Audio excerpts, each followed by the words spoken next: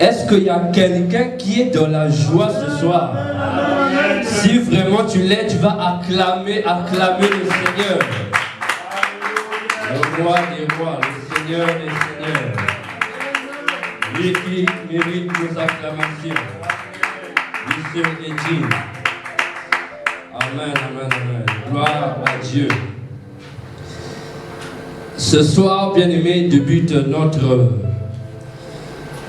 commencement de notre séminaire. Il y a quelques jours, quelques semaines déjà, on avait annoncé que à partir du 3 décembre, nous allons débuter notre séminaire sur un thème très très très fondamental, la terre promise. Ça, c'est le thème de notre séminaire.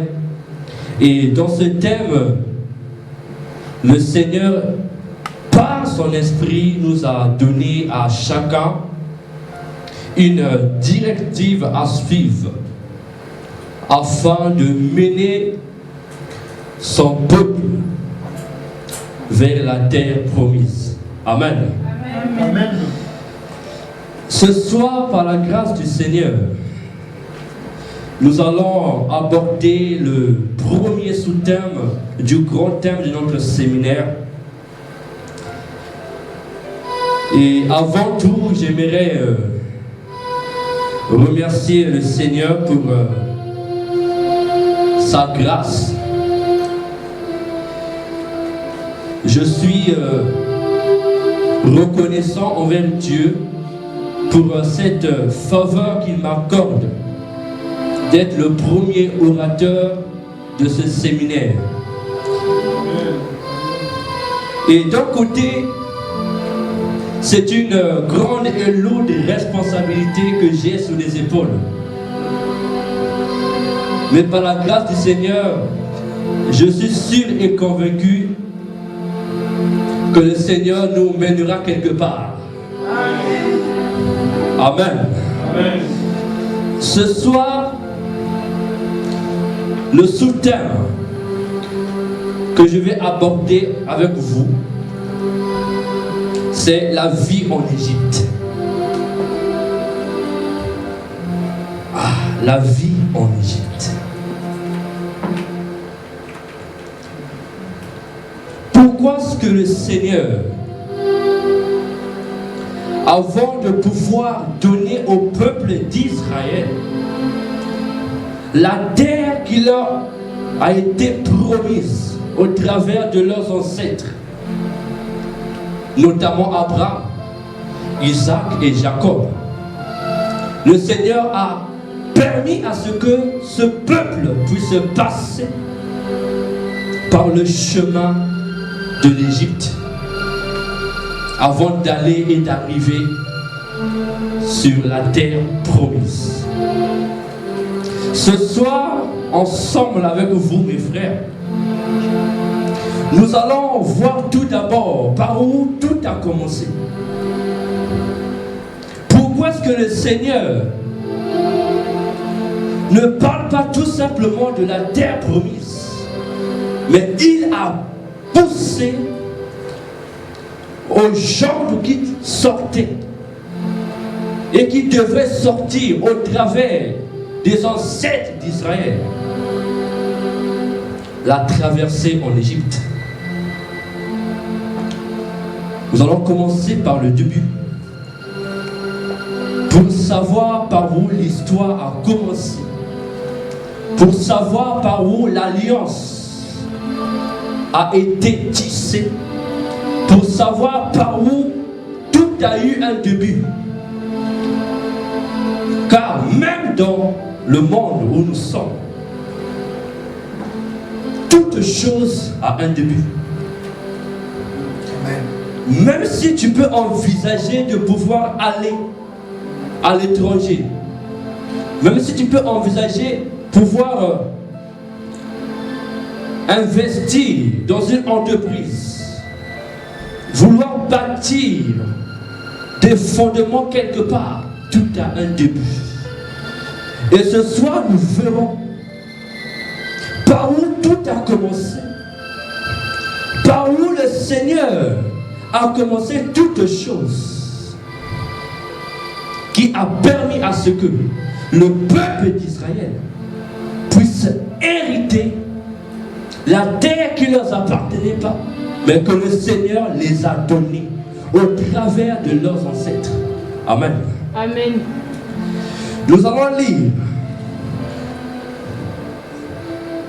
Nous allons commencer par le livre de Genèse. Genèse.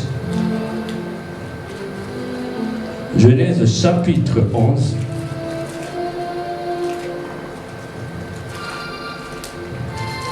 Genèse chapitre 11. Vous y êtes? J'aimerais que tous, qu'on puisse ouvrir nos Bibles.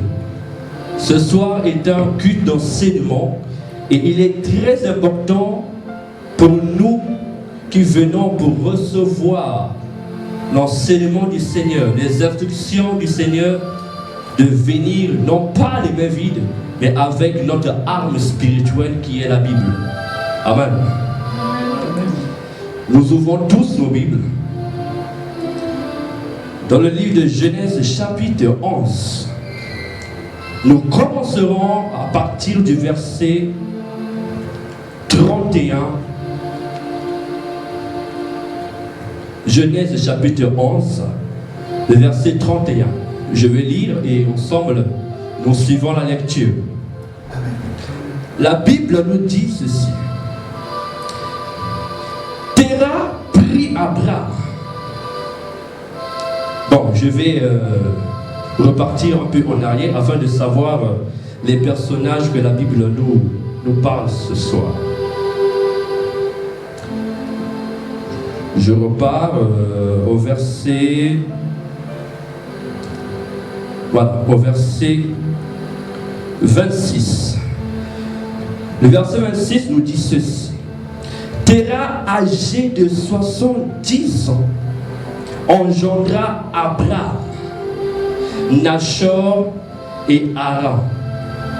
Voici la postérité de Terah. Donc Terah était le père d'Abraham, le père de Nachor et le père de Haran, nous dit la Bible. Donc Terah avait 3 fils, dont Abraham, Nachor et Haran. Nous poursuivons la lecture. Verset 27, la Bible nous dit: voici la postérité de Terah. Terah engendra Abraham, Nachor et Haran. Haran engendra Lot. Verset 28. Et Haran mourut en présence de Terah. Terah a engendré Haran, son fils, et Haran, malheureusement, est mort en présence de son père. Donc avant même que son père puisse mourir. Et la Bible nous dit: et Haran mourut en présence de Terah, son père, au pays de sa naissance, à Ur, en Chaldée. Verset 29. Abraham et Nachor, ils étaient 3 et se retrouvent 2. L'un d'entre eux est mort, Haran. Abraham et Nachor prirent des femmes.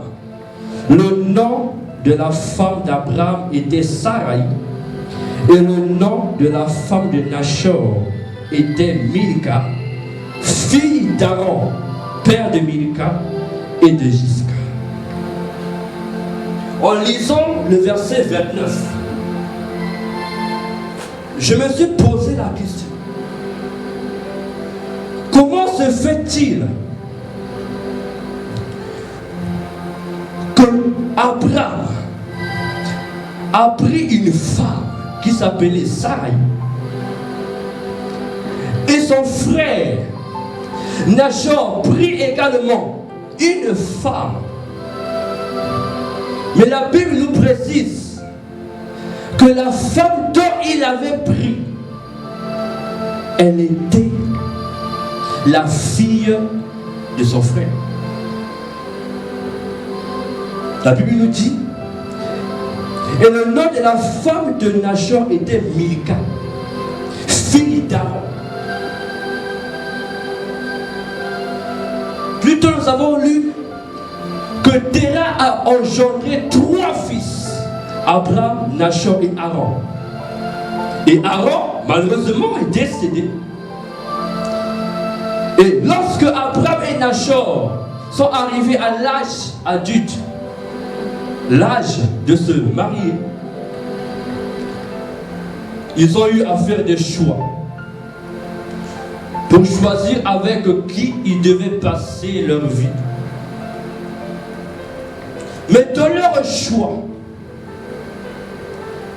Nachor, le frère d'Abraham, le frère d'Aaron, a fait un choix qui pointe des interrogations. Pourquoi est-ce que Nachor a pris pour femme la fille de son frère? Pourquoi a-t-il pris une femme qui était en fait sa nièce? Et nous voyons clairement là où tout a commencé. Et au verset 30,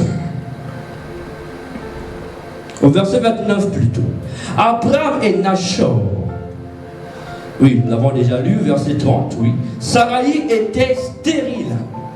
La femme d'Abraham, elle était stérile. Elle n'avait point d'enfant. Donc lorsque Abraham l'a rencontré, Saraï lui a dit clairement: mon cher époux, je suis une femme stérile. On fondera une famille. Au verset 31,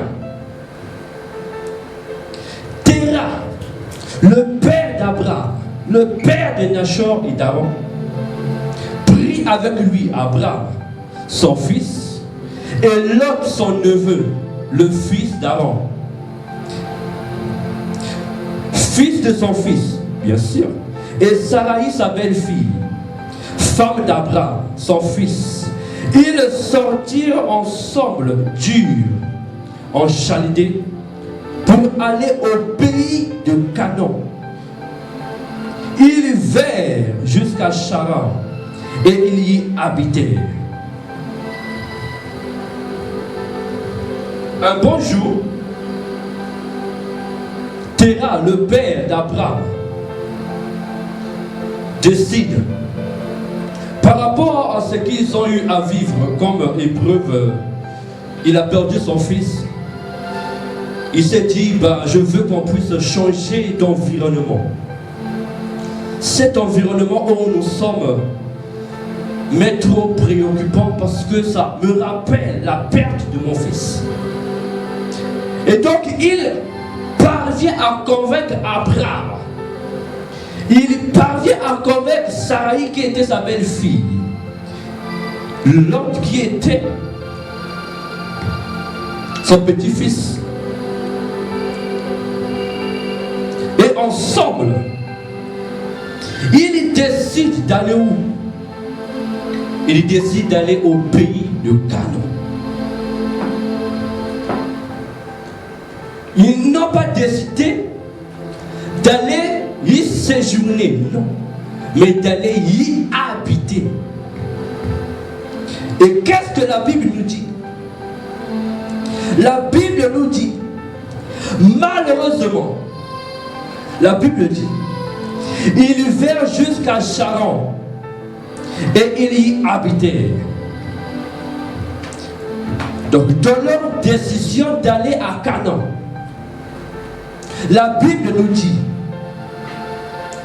ils sortirent ensemble d'Ur en Chaldée pour aller au pays de Canaan. Ils vinrent jusqu'à Charan et ils y habitèrent. Ils avaient pour destination d'aller à Canaan. Mais ils ne sont pas arrivés.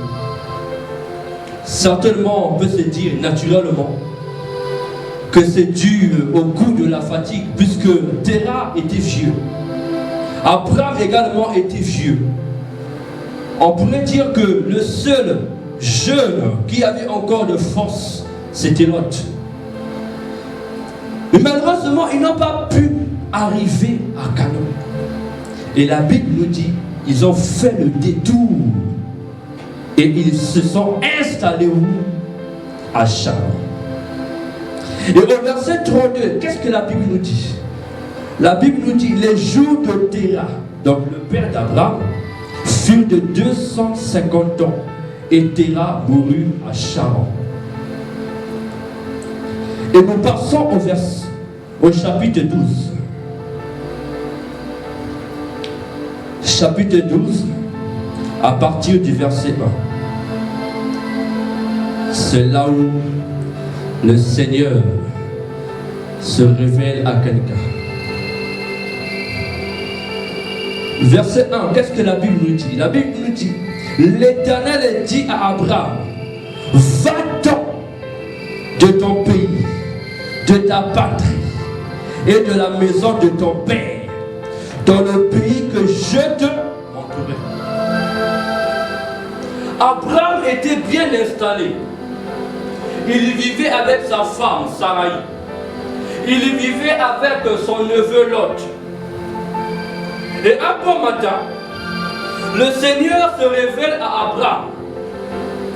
Lui dit, cher serviteur Abraham, moi l'Éternel ton Dieu, je te demande, je t'ordonne. En fait, l'Éternel ne s'est pas révélé pour demander à Abraham de prendre ses affaires. Mais l'Éternel s'est révélé à lui pour lui ordonner de sortir. Pourquoi est-ce que l'Éternel s'est révélé à Abraham? Non pas pour lui dire, voilà ce que tu dois faire pour pouvoir construire les fondements pour mon œuvre au pays où tu es. Il était à Charan. Pourquoi est-ce que l'Éternel ne s'est pas révélé à lui pour lui dire, bon, on va commencer une œuvre nouvelle dans ce pays-là. On va commencer une œuvre nouvelle dans cette contrée où tu te trouves avec ta femme et ton neveu. Mais l'Éternel lui a dit, va-t'en de ton pays, de ta patrie, et de la maison de ton père. Vous savez que le pays et la patrie sont deux choses différentes. Le pays, c'est là où on peut habiter. Mais la patrie, c'est là où on a nos racines. L'Éternel, en se révélant à Abraham, voulait lui dire, Abraham, je veux commencer une œuvre nouvelle avec toi. Je veux commencer quelque chose de nouveau avec toi. Je veux rendre ton nom grand. Je veux au travers de toi engendrer des générations futures. Mais pour cela, je ne ferai qu'une seule condition, c'est que tu puisses quitter avant que je commence. Quitter pour aller où? Point d'interrogation. Mais ce que Abraham devait faire, c'est quitter tout simplement. Bien-aimé, le Seigneur t'a certainement révélé de grandes choses pour ta destinée.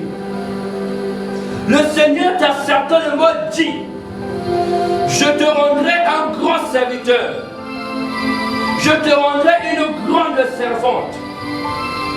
Au travers de toi, je sauverai des générations. Au travers de toi, je sauverai des multitudes. Mais afin que l'Éternel puisse aboutir au commencement de son œuvre, il te demande de quitter. De quitter quoi? Tout ce qui t'attache et te rattache. Abraham ne pouvait point commencer quelque chose avec l'Éternel sans qu'il puisse quitter ses racines. Amen. Abraham ne pouvait point espérer à quelque chose de grand sans pouvoir oublier ce qu'il avait vécu. Bien-aimé, ce soir, le Seigneur veut te dire quelque chose. Tu as une grande destinée. L'Éternel t'a appelé pour quelque chose, non pas de moyens, non pas de moins, mais de grandes choses. Amen. Mais pour que l'Éternel puisse commencer, il a besoin que tu quittes ce qui te retient encore dans le monde. Le Seigneur ce soir veut te dire, si tu veux espérer à ce qui est grand, tu dois quitter ce qui te retient. Amen. Le Seigneur a été clair avec Abraham. Le Seigneur n'a pas négocié. Le Seigneur n'a pas dit à Abraham, mon cher serviteur, je veux qu'on s'assied et qu'on puisse discuter. Mais le Seigneur lui a ordonné, va-t'en, quitte les mauvaises compagnies. Amen. Quitte la vie que tu vis. Tu peux suivre l'Éternel Dieu, mais tu ne peux pas le suivre sans que tu puisses d'abord abandonner la vie que tu mènes. L'Éternel Dieu a des projets grands pour toi, mon frère, pour toi, ma soeur. Mais pour que l'Éternel puisse l'accomplir, tu dois faire une seule chose. C'est accepter de tout laisser. Laisser ta vie. Dire, je ne veux plus être celui qui prenait ses propres décisions. Être celui qui dépendait que de lui-même. Mais je veux maintenant m'abandonner entièrement et totalement entre les mains de Dieu. C'est ainsi, mon frère, ma soeur, que tu verras que dans ta vie, les projets que l'Éternel Dieu avait prédestinés pour toi commenceront à s'accomplir. Abraham était ignorant qu'il avait une génération qui allait sortir de lui. Abraham était ignorant qu'il était une source de bénédiction pour des multitudes. Mais l'Éternel Dieu, en se révélant à lui, voulait qu'il puisse quitter l'entourage auquel il était accroché, auquel il était attaché. Ce soir, mon frère, ma soeur, le Seigneur veut te dire, ta destinée est retardée parce que tu refuses d'abandonner ton entourage. Ta destinée est retardée parce que tu refuses d'obéir à Dieu. L'Éternel Dieu n'a pas demandé à Abraham un jour, deux, pour réfléchir, mais il lui a dit, va-t'en. Et quelle a été la réaction d'Abraham? La Bible nous dit, il s'est levé, il s'est mis à partir. Vers quelle direction? Vers quel pays? Il ne savait pas où est-ce qu'il allait, mais il avait confiance au Dieu qui s'était révélé à lui. Amen, amen, amen. Alors mon frère, ma soeur, ce soir, le Seigneur veut t'interpeller. Tu te plains. Mais pourquoi est-ce que le Seigneur ne se révèle pas à moi? Mais pourquoi est-ce que le Seigneur tarde à agir dans ma vie? Mais pourquoi est-ce que le Seigneur tarde à se révéler dans ma situation? Ce soir, le Seigneur te dit, il s'est déjà révélé à toi, mais tu n'as pas obéi. Il s'est révélé à toi, mais tu n'as pas quitté. Bien-aimé, vous savez, pour commencer une nouvelle chose, il faut abandonner les vieilles fondations. Amen. Amen. Pour pouvoir bâtir une maison, qu'est-ce que l'architecte fait? Il commence par abandonner et détruire les vieilles fondations. Parce que les vieilles fondations peuvent impacter le bon fondement de la maison. Amen. Mes frères, mes sœurs, ton environnement, la vie que tu mènes, est-elle correcte devant Dieu? Est-elle une vie d'obéissance? Ou une vie, je vis pour moi-même? Mais tu te dis, je suis un serviteur du Seigneur. Je veux que l'Éternel fasse de grandes choses en moi. Mais tu ne veux pas obéir. Sache une chose. Ta vie est en retard parce que tu tardes à obéir à Dieu. Amen. Amen. Si Abraham avait tardé, si Abraham avait reporté à demain l'ordonnance que l'Éternel Dieu l'avait donnée, je ne pense pas que l'Éternel devait continuer à agir et à faire ce qu'il devait faire dans sa vie. Amen. Bien-aimés, posez-vous cette question. Pourquoi moi, parmi des multitudes de personnes, pourquoi est-ce que c'est moi que Jésus veut que je puisse accomplir de grandes choses? Pourquoi au travers de moi, le Seigneur veut se servir afin d'accomplir son œuvre? Mon frère, ma soeur, je veux te dire ce soir, le Seigneur Dieu, il fait les choses pas selon notre volonté, pas selon le vouloir que nous pouvons ressentir, pas selon notre nécessité, mais selon lui. Amen.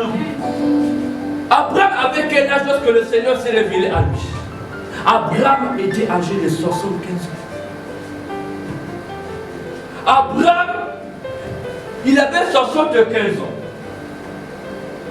Et l'Éternel Dieu, parmi toutes les personnes autour de lui, dans la nation, dans le pays où il était, c'est lui que l'Éternel a choisi. Je te pose la question. Pourquoi est-ce que c'est moi que Jésus a choisi? Le Seigneur veut te dire ce soir, il t'a choisi parce que c'est au travers de toi qu'il veut sauver des générations. Amen. Abraham était ignorant du grand homme qu'il était. Il avait 75 ans. Il commençait déjà à être faible. Il commençait déjà certainement à marcher avec la canne. C'est certainement ta situation, mon frère. Tu te dis, oh, moi je suis faible. Tu te dis, moi là, être serviteur de Dieu, être servant de Dieu, moi là, Seigneur, non, tu t'es trompé, moi là. Non, le Seigneur ne se trompe pas. Amen. Le Seigneur ne se trompe pas. Amen. La Bible nous dit, avant même que nous puissions naître, il nous connaissait et il nous a formés dans le ventre de notre mère. Amen. Et donc, bien aimé, c'était pour dire que la faiblesse d'Abraham était pour Dieu un élément propulseur. Tu te dis, Seigneur, je ne sais pas comment marcher. Le Seigneur te dit, rassure-toi mon fils, ma fille, je marcherai avec toi. Seigneur, tu me dis de quitter mon père, de quitter ma mère. Tu me dis d'abandonner mon ancienne vie. Mais comment est-ce que je ferais? Comment est-ce que je ferais pour vivre? Je ne dépendais que de ça. Je ne mangeais que par ça. Je me nourrissais que par ça. Cela était une source de vie pour moi. Mais le Seigneur, lui qui sait toutes choses, il voulait qu'au travers de la faiblesse d'Abraham, qu'il puisse susciter un grand homme. Mon frère, ma soeur, au travers de la faiblesse que tu considères être grande, le Seigneur dans son royaume, il voit cela comme un élément qui va engendrer une grande génération. Amen, amen, amen. Tu te dis, par ma façon d'être, non, je suis trop jeune, je n'ai pas assez vécu. Seigneur, non, choisis quelqu'un d'autre. Seigneur, non, moi je veux vivre ma vie. Seigneur, non, moi je veux marcher. Je veux vivre comme tout le monde. Je veux être à la mode, à la page. Mais dans ce cas, ne viens pas vers Dieu pour lui demander de grandes choses. C'est un principe clair, bien-aimé. Si tu veux de grandes choses avec le Seigneur, tu dois quitter ce qui t'attache. Tu dois quitter l'entourage autour de toi. Amen. Tu dois abandonner ce qui te procurait de la vie. Tu dois abandonner toute source qui permettait à ce que tu puisses vivre. Oui, bien-aimé. Ce n'est pas pour rien que le Seigneur nous dit que c'est un Dieu jaloux. Pourquoi est-ce que Dieu dit les jaloux? C'est normal. Parce que le Seigneur veut que lorsque tu marcheras, que tu ne puisses pas te dire que c'est par mes propres forces que je marche. Que lorsque tu diras, je suis en train de bâtir, ce n'est pas par mes propres efforts, mais c'est lui, Dieu, qui me donne la force. C'est à cause de cela que l'Éternel a choisi le vieux Abraham parmi les jeunes pour pouvoir engendrer une génération qui viendra. Alors mon frère, ma soeur, tu n'es pas né par hasard. Alors mon frère, ma soeur, quel que soit ton âge, quelle que soit ta tribu, ne te dis pas que je n'ai pas d'importance devant Dieu.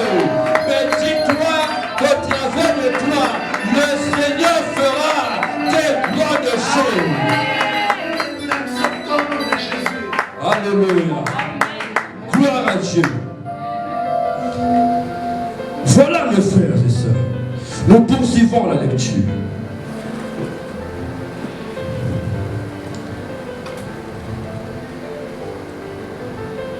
Malheureusement, je ne pense pas qu'on pourra terminer, mais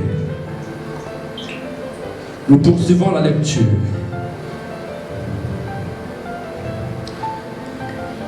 Pendant que je méditais, je me suis posé la question.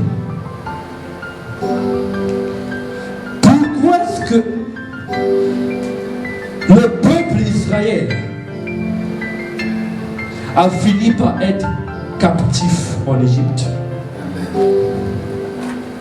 Je me suis posé la question. Pourquoi est-ce que Dieu, en donnant la promesse à Abraham, en disant à Abraham, je rendrai ton nom grand, au travers de toi, une multitude sortira. Mais pourquoi est-ce que plus tard, cette multitude se retrouve en Égypte? Et nous verrons pourquoi Israël était captif en Égypte. Que représente l'Égypte? L'Égypte représente plusieurs choses. Par rapport contexte et par rapport au contenu, l'on peut donner plusieurs définitions, plusieurs termes pour donner une idée précise sur l'Égypte. Mais la vie d'Israël en Égypte, dans le contexte biblique, n'était pas une vie de gaieté, n'était pas une vie dans laquelle le peuple d'Israël avait le droit de prier leur Dieu. La Bible nous dit, dans le livre d'Exode, Exode chapitre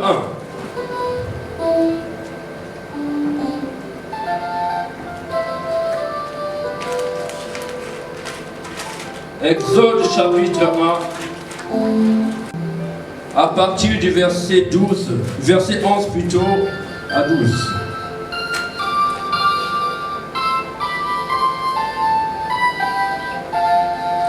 Exode chapitre 1.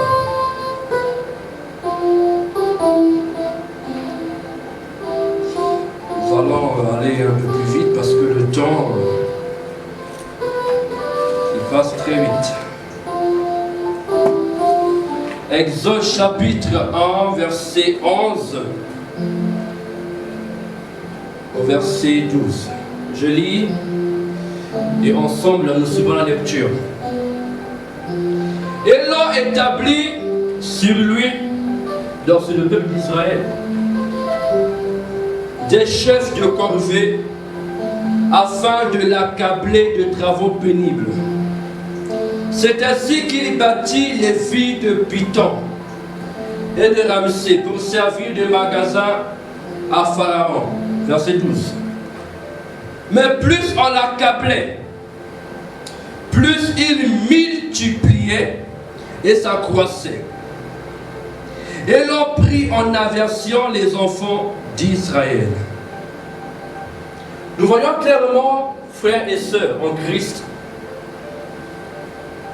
que par cette lecture que nous venons d'effectuer, la souffrance que vivrait le peuple de la promesse, le peuple d'Israël. Nous voyons la vie que le peuple d'Israël menait. La Bible nous dit que la vie qu'il menait était une vie de souffrance, était une vie d'amertume, était une vie d'esclavage. Un peuple de la promesse, un peuple que Dieu lui-même a choisi, que Dieu lui-même était le maître. Mais comment se fait-il que Dieu a permis que son peuple puisse souffrir? Pourquoi est-ce que Dieu a permis qu'Israël se retrouve en Égypte et vive une vie d'angoisse et d'esclavage? Je te pose la question. Nuit et jour, tu te demandes, Seigneur, tu m'avais dit, Seigneur, j'ai reçu une prophétie, Seigneur, tu avais prédestiné de grandes choses sur ma vie. Mais pourquoi je me retrouve en Égypte? Pourquoi je suis en train de souffrir? Pourquoi je suis en train de pleurer? Le peuple d'Israël, nous dit la Bible, n'était pas de la joie. Le peuple de la promesse il ne vivait ni en paix, ni en joie. Il n'était que esclave. Il ne servait que pour les corvées. Alors qu'ils étaient un peuple qui avait à sa tête le Dieu créateur des cieux et de la terre. Mais ce qu'ils ne savaient pas, oh, j'aime Dieu, c'est que la souffrance n'est pas éternelle. Amen. Le peuple d'Israël pleurait. Le peuple d'Israël se lamentait. Le peuple d'Israël était en train de gémir. Mais où est ce Dieu qui a promis qu'au travers d'Abraham, nous serons une grande nation, nous serons une multitude, nous irons à Canaan? Où est ce Dieu? Pourquoi permet-il que nous souffrons? C'est la question que tu te poses. Seigneur, tu t'es révélé à moi par une vision. Tu m'as dit, toi mon fils, toi ma fille, tu seras quelqu'un de grande main. Mais tu es en train de traverser des situations qui t'emmènent à remettre en cause les révélations que tu as reçues. Qui t'emmènent à te dire, mais certainement ce n'était pas Dieu. C'est l'attitude qu'avait le peuple d'Israël. Il se disait non. Certainement ce n'est pas nous que le Dieu d'Abraham avait choisi. Certainement non, ce n'était pas nous.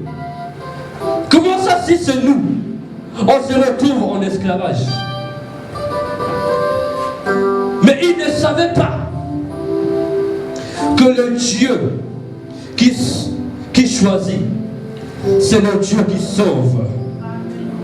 Bien-aimé, je veux te dire ce soir que le Dieu qui t'a choisi, il ne t'a pas choisi pour que tu souffres, mais il t'a choisi pour t'élever. Je veux te dire ce soir, ne regarde pas les souffrances que tu es en train de vivre. Ne regarde pas l'amertume que tu es en train de subir. Ne regarde pas les injustices, mais regarde au Dieu qui s'est révélé à toi. Regarde à celui qui t'a appelé. Amen. Regarde à celui qui s'est révélé à toi et qui a dit, au travers de toi, j'élèverai. C'est vers lui que tu dois poser tes regards. Ne te dis pas, je suis en train de souffrir. Certainement la révélation n'était pas pour moi. C'était pour mon frère, pour la famille qui viendra après moi. C'était pas pour moi. C'était l'attitude du peuple d'Israël. La souffrance était tellement terrible, au point qu'ils n'arrivaient même plus à prier. Au point qu'ils oubliaient même Dieu. Mais ils oubliaient que là où il y a la souffrance, il y a l'élévation. Bien-aimé, ce soir, je veux te dire, le Seigneur Dieu, nous voyons par l'exemple de Jésus. Quelle a été la finalité de notre Maître?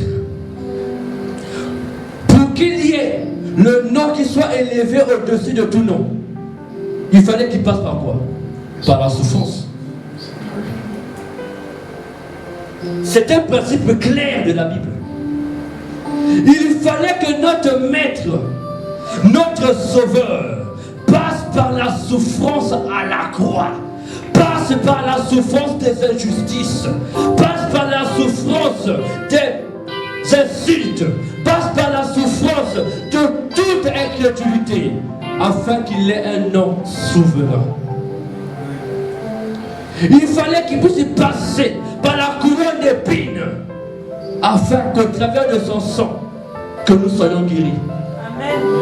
Amen. Mon frère, ma soeur, la promesse du Seigneur ne périt pas. La promesse du Seigneur ne tarit jamais.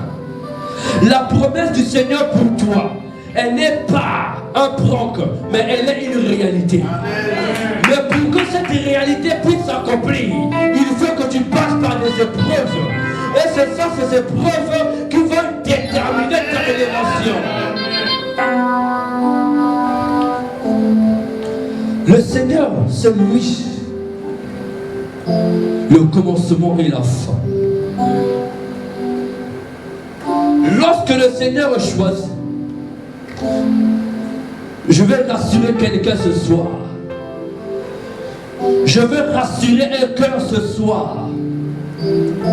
Lorsque l'Éternel Dieu, il le choisit, il n'abandonne jamais. Tant qu'il commence, il ne s'arrête pas. Il continue à monter. Il continue à faire son plan, à dessiner son plan jusqu'à atteindre la destination. Et donc, mon frère, ma soeur, ne te dis plus, je ne suis pas celui que Dieu a choisi. Ne te dis plus, c'est certainement pas moi. Dieu s'est trompé. Car non, ce n'est pas moi. Car non, ce n'est pas pour moi. Le ciel, ce n'est pas pour moi. La bénédiction, ce n'est pas pour moi. Bien-aimé, le Seigneur, c'est dans l'épreuve qu'il se révèle. La Bible nous dit, tellement que le peuple gémissait, l'Éternel s'est révélé à Moïse. Moïse qui était qui? Un Égyptien. L'Éternel Dieu, il regarde ta souffrance, mon frère. Il connaît ce que tu es en train de traverser. Amen. Mais sache une chose, que même si autour de toi, les gens sont en train de murmurer contre toi, même si autour de toi, on dit que tu es rien, mais sache que le Seigneur crée des circonstances pour te propulser. Amen. Sache, mon frère, ma soeur, que les circonstances que tu es en train de vivre, plan de Dieu pour t'emmener à la terre promise. Mes frères, mes sœurs, nous approchons à la fin. Mais j'aimerais que tu puisses, à partir de ce jour, changer ton attitude vis-à-vis de ta propre vie, vis-à-vis des promesses du Seigneur pour toi. Car sache, le Dieu qui s'est révélé à Abraham, qui s'est révélé à Isaac, qui s'est révélé à Jacob, qui s'est révélé au peuple d'Israël, c'est le même qui s'est révélé à toi. C'est le même que tu as rencontré. C'est le même qui t'a choisi. C'est le même qui t'a emmené dans sa maison. Et c'est le même qui marche avec toi.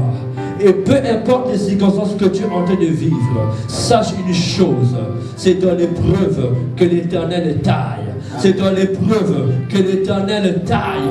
C'est dans l'épreuve que l'Éternel t'arrange, que l'Éternel te lave, que l'Éternel te justifie, afin que tu puisses hériter du royaume céleste.